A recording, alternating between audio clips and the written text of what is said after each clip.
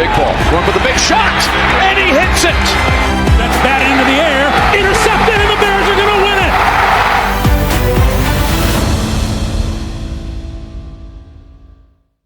A little over 2 weeks, or I guess under 2 weeks, depending on the way you want to view it, until the Bears report to training camp. There is a ton to discuss. It's Tuesday, July 8th. Welcome into the Halas Beat. Usayd, Koshul, and Steve Letizia here. Check us out on Twitter at CFC Bears, at Halas Beat, and at Usayd Koshul. Steve, I know you and I were texting back and forth earlier. Obviously, Albert Breer decided to light Bears Twitter on fire with his report about the edge rushers. That was very quickly debunked, but there are still parts of this roster that I feel like we should be worried about. I mean, we talked about the offense and defense last week in the grand scheme of things. Taking a deeper dive, though, I feel like safety's that one position where fans are like, yay, Jaquan Brisker's back. Kevin Byard's obviously a guy that's played the position at a high level for a very long time in the league for a couple different teams. But I don't know about you. I think the Bears should still be worried about that safety position, considering where the rest of this roster is and where that position is specifically. Yeah, I agree, and I'm glad you brought up the rest of the roster because I was going to get into that as well. Just, the Bears don't have the pass rush that makes the safety's job easier. They're going to have to, most likely going to have to be covering for a long time. And yeah, I mean, Kevin Byard is still a solid starter, good starter, but he's 32 years old, or he's going to turn 32 before the season starts.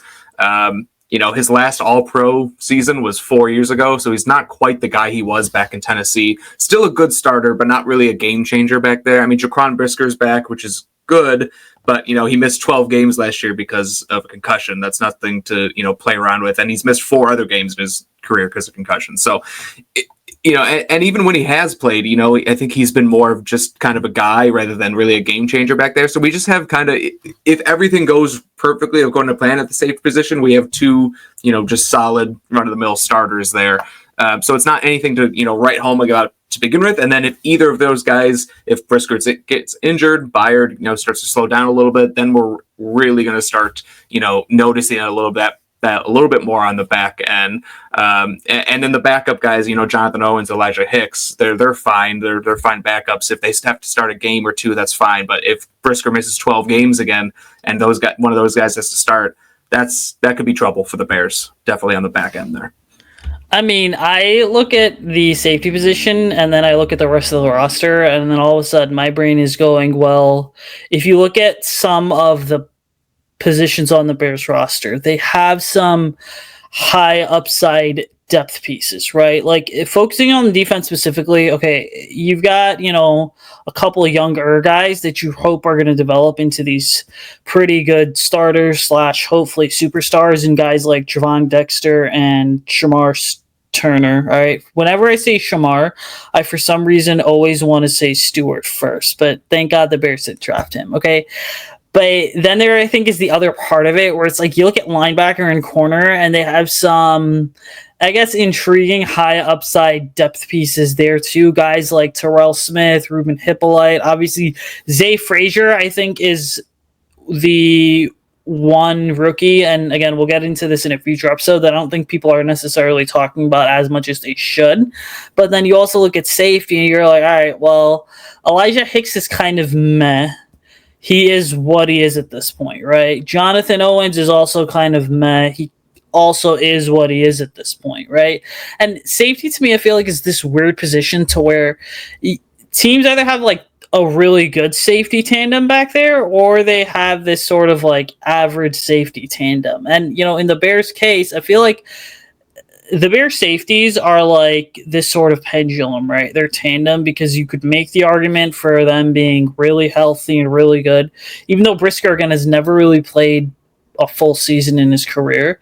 And then Byard was an All-Pro a couple of years ago, but like he seems to be, players generally hit their 30s in this league and seem to start trending a little bit more downward than maybe people like to think.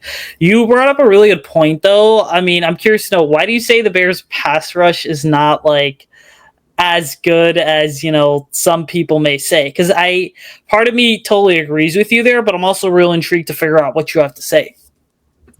I mean, I think Montez Sweat is a good player. I think he's a really good, edge two. If he's your second pass rusher on a championship team, like that's what you want. If they paid him to be the number one guy, and I just don't know if he's that. Not to take anything away from him, he's still a very good player. He's just not that game changer, Myles Garrett, guy like someone like that who can, TJ Watt, those guys who can like take over games. He's still a really, really good starter, really good player to have, but he's just not that guy. And then you have question marks beyond that, off the edge at least. Dio Adengbo, has had ups and downs. He's a guy you sign for, you hope you catch him on the upswing, but there's also a possibility that he just never really takes that next step and is just a guy, on the interior, you have Grady Jarrett, who's older. Ideally he's going to be, who he was a few years ago, but realistically, he's probably not going to be that game changer, game wrecker from the interior. And then you got, Gervon Dexter. Again, we hope he takes the next step and keeps, developing, but there's no guarantee that happens. So my biggest concern on the defense is the pass rush right now, more than anything. I think they're going to struggle to get home with just 4. I think Dennis Allen likes to, blitz linebackers and bring exotic blitzes. I think they're going to have to kind of rely on that to generate pressure rather than just blitzing 4, which is going to put more strain on your safeties, because if you have to bring pressure, then you're asking your safeties to do, more man coverage or, not just dropping back into a cover 2 shell as much. So I think it compounds from there if you're not generating pass rush with just the 4 guys.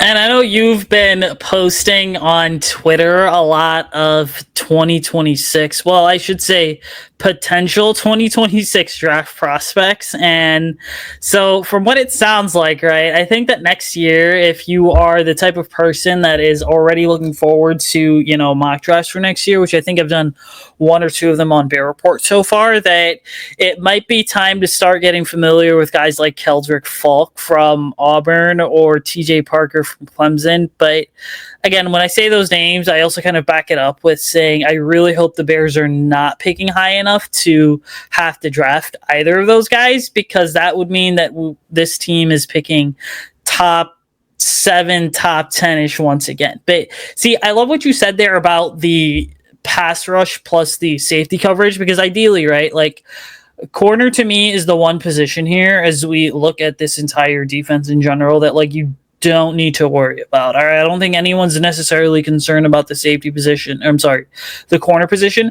And the reason I say that is because I understand that there's the Tyreek Stevenson hate hive out there, but if we're going to be fully honest, like 99% of the roster last year, irrespective of the really established veterans, did not take a step forward. I mean, we're hoping that Tyreek Stevenson would take a step forward. He ultimately didn't. Now, I'm not going to turn this into a Tyreek Stevenson segment here, but I think it is worth noting that maybe some of these guys are due for bounce back years. And as it pertains to, the safeties are ultimately the last line of defense. And as teams continue to run the ball more, as offenses continue to run the ball more, that means that NFL teams are getting back to more of that, 2010, 11, 12 / like early 2000s defense where they were playing a lot of cover 2. They were essentially saying, hey, we'll give up the 5, 6, 7 yard pass, but we're not going to give up the 15, 20, 30 yard gain, because we know for a fact that ultimately is a momentum swinger in the game. We want to take away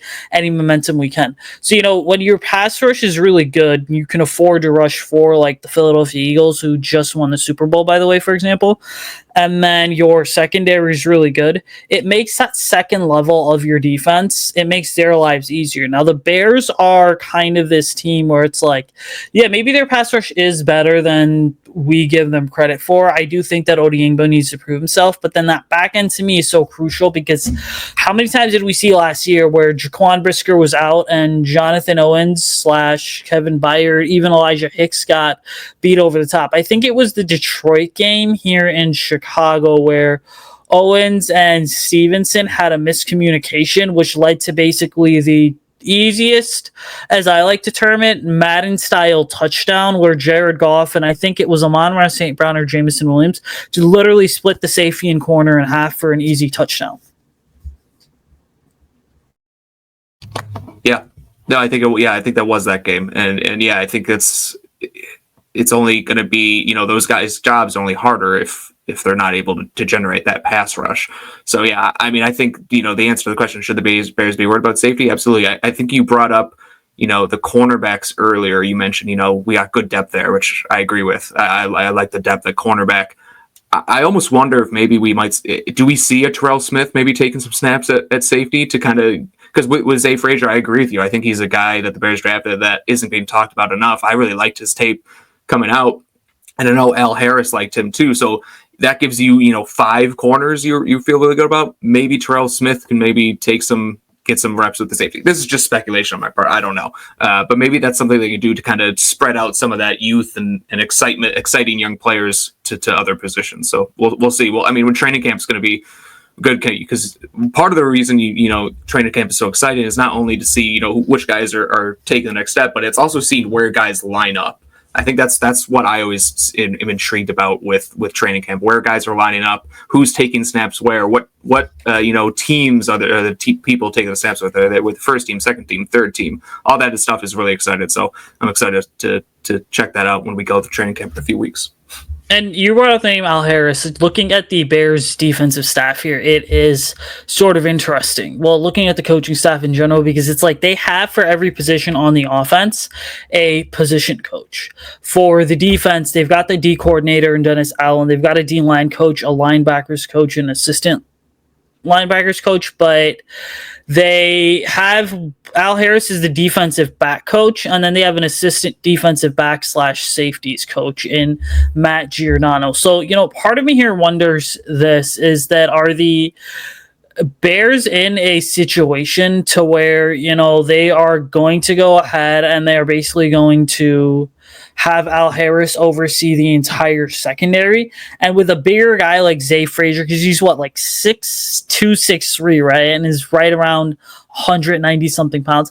I wonder if the Bears try to experiment with him and say, hey, we want you to kind of turn into a Kyle Hamilton-esque player, Kyle Hamilton light, basically, where you're taking a bigger guy like that and just putting him all over the field. I mean, I think that's certainly an option, but I think that this has to translate into a conversation to where it's like, I think Jaquan Brisker has to have a really big training camp for obvious reasons. Like, he's going into a contract year, never played a full season healthy. Everything was sort of radio silent last year when he got the concussion in week 4 or 5. And again, I'm of the opinion that maybe his injury was worse than what the Bears were saying. Like, maybe it just wasn't a concussion. Maybe it was some other upper body injury that they kept so quiet as well.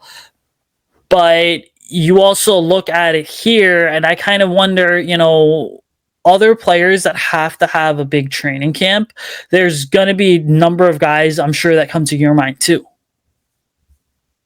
Yeah, I got a bunch of guys. Two guys really I'm kind of in tandem. I'm watching really closely in training camp are Rome Odunze and DJ Moore. I want to see one of those guys really establish themselves as the guy, at the receiver position. I don't know which one of them it's going to be. I'm hoping it's Rome Odunze, but if DJ Moore does it, that's fine. But I think first of all, O-line, D-line, it's really hard, and even running back too, it's really hard to stand out in training camp because not all the practices are full contact and everything like that. So I think the skill positions are really kind of what I'm really focusing on. And I really want to see one of those guys just kind of establish themselves as the alpha wide receiver. It's big third down. We need to pick up 7-8 yards here. We're going to go to this guy because he's our number one. I want to see that guy. And I think it starts in training camp. I think we'll have a good idea based on the reports on training camp and what we see in training camp, if Odunze is taking that next step, or if DJ Moore is taking to the coaching to Ben Johnson and Antoine Randall, if he's taking to that coaching and really taking things seriously and taking it to the next level. I think we'll have a good indication by the end of training camp if one of those guys is going to do that. I love that you brought up the wide receivers, which, a little bit of a side note here, our position previews on the Bear Report website are continuing to go live, so expect to see running backs on Wednesday and then receivers shortly after that. We're going to be going in order, and then tight ends as well, which I'm doing running backs, receivers, and tight ends. But, the two receivers you mentioned are, I guess, interesting to me as well because there's the overblown conversation about, well, DJ Moore's body language is so bad and he shouldn't be here in Chicago in the future if he's going to continue to pout and stuff on the sideline.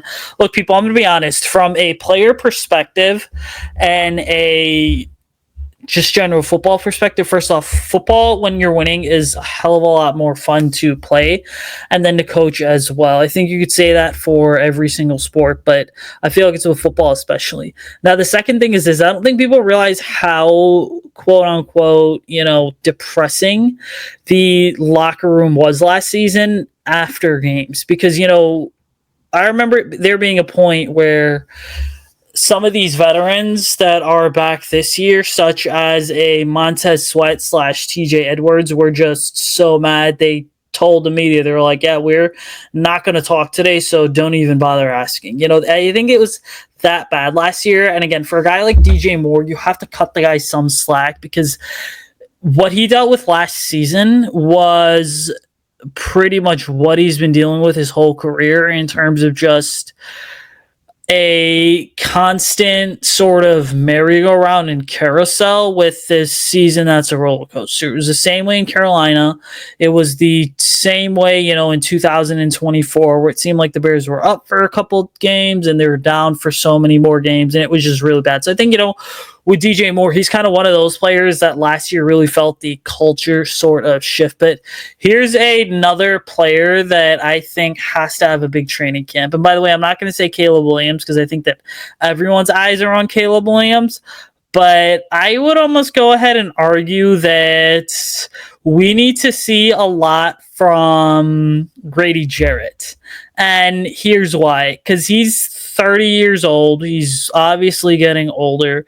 He was cut by the Falcons at like 8 or 9 in the morning Central Time. And then 3 to 4 hours later, it was still during the general 9 to 5 sort of workday. The Bears went ahead and signed him. And I think that, the Bears clearly were doing their homework on defensive tackles this offseason because they were at one point rumored to be in on a certain player that was cut by a team that was playing in the NFC Championship that ended up signing elsewhere in another NFC division.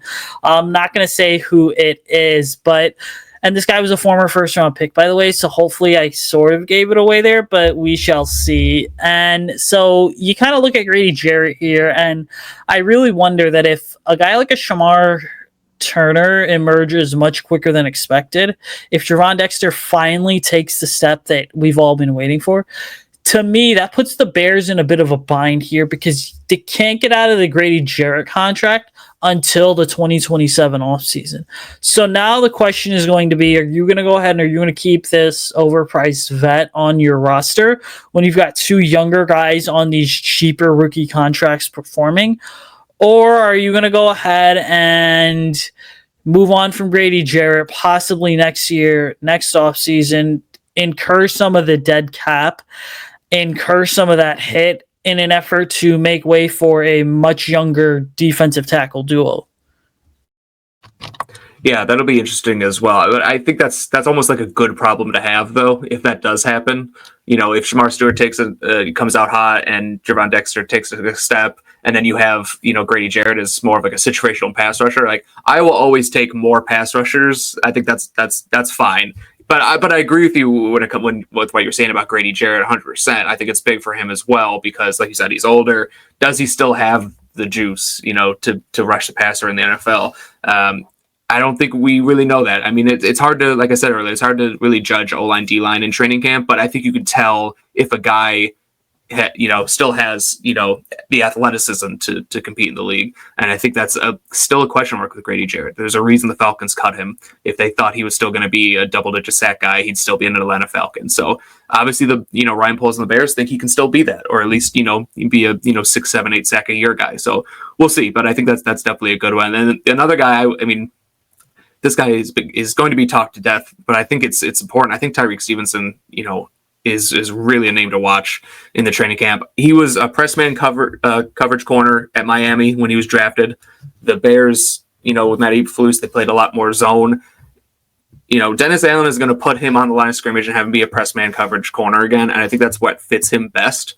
So I think he's going to be put into a position to succeed. I'm not going to say just because of a different, defensive scheme that means he's going to be fixed and he's going to be great, but I think he has a chance to kind of get back on track. So I'm excited to see, how he looks in training camp to see if that adjustment, is big for him. So here's the deal. You brought up it being a really good problem. I will say this. I feel like it's the first time in our lifetimes where we can certainly say, all right, well, the Bears are in a position to where they've stacked too much talent. So it's a good thing. Where usually what's happening is we're sitting there, we're kind of relying on this team to go ahead and say, well, we've got this guy, but there's also this rookie that they drafted. Let's hope the coaching staff develops this rookie in order to, mask whatever issues may exist. So again, it's not just defensive tackle room. It is the wide receiver room. It's the tight end room. There's a couple positions here that I'm like, well, they have more than one capable starter. Basically 2 plus even 3 potential capable starters. So it's a very good issue to have.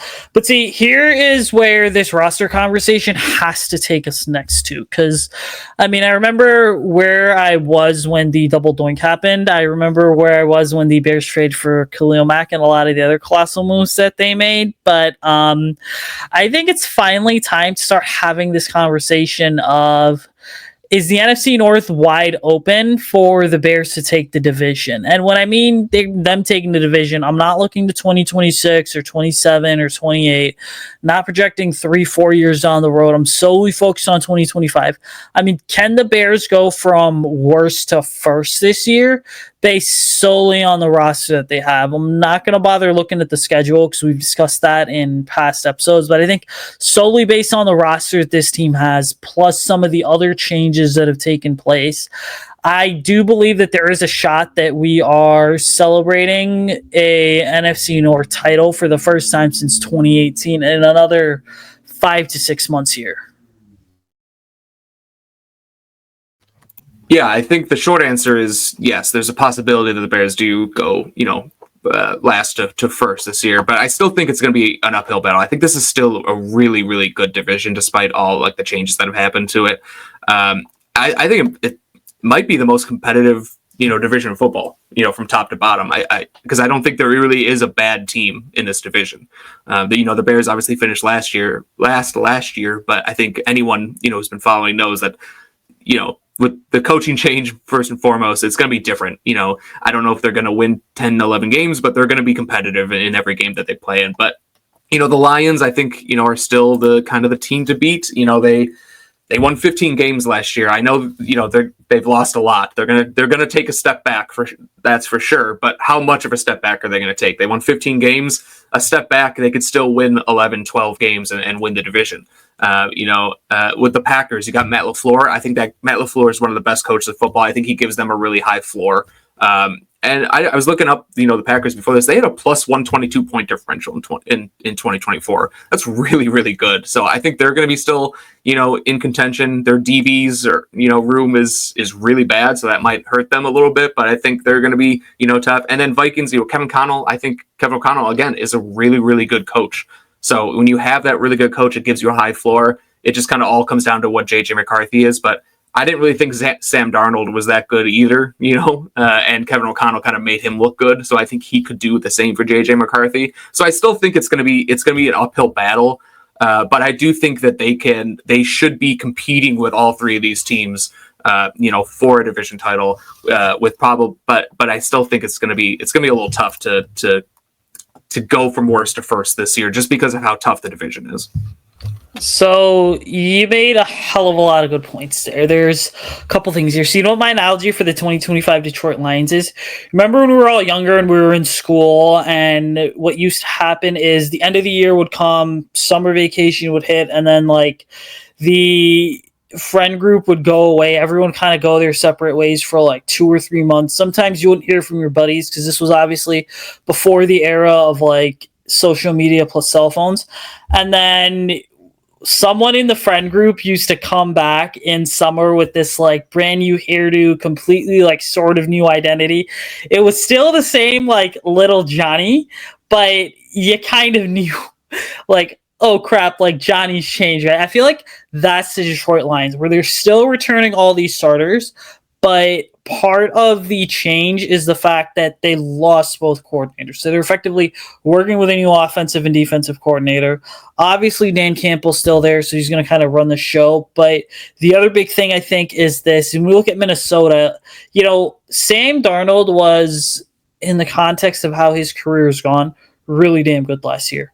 But I think that the bigger sort of conversation there is that Minnesota offense took a step back and sort of plateaued out when the left tackle Christian Darrisaw was lost for the year. I do believe that he is really a massive key to why the Vikings were as good as they were the first half of the season on offense last year. Now, JJ McCarthy, to me, I will say this, right? First off, really freaking annoying in high school to have to slow down, especially in the playoffs. Not fun to do at all because he went here to Nazareth Academy, which is in LaGrange, Illinois. So pretty annoying to have to do that on a random night in October. Okay, but then this was high school JJ McCarthy, by the way, which I go back and watch the film and I'm like, there's certain things that I did where I was a total idiot. But the other big thing I think is really this, that when we look at it, JJ McCarthy is to me that sort of guy who was helped in college as a result of Michigan wanting to run the football. He didn't really have to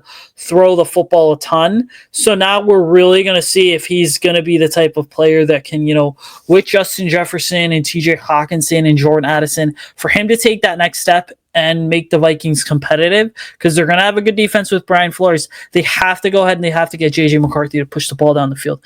And then Green Bay, I think that, you listeners know my thoughts. I mean, it's funny because if you look at the statistics, Green Bay was top 4 in passing yards plus rushing yards last year. But again, your numbers don't mean squat because it all comes down to your talent. The Packers, have got themselves in a hole with this.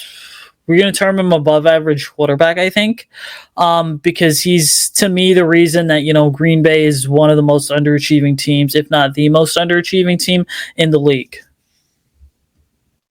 Yeah, I agree with that. I mean, I think I would have called Jordan Love, above average quarterback. I think he's a guy who can win you games in the regular season, but then when you get to the playoffs, I'm not so sure about that just yet, and I'm leaning towards no.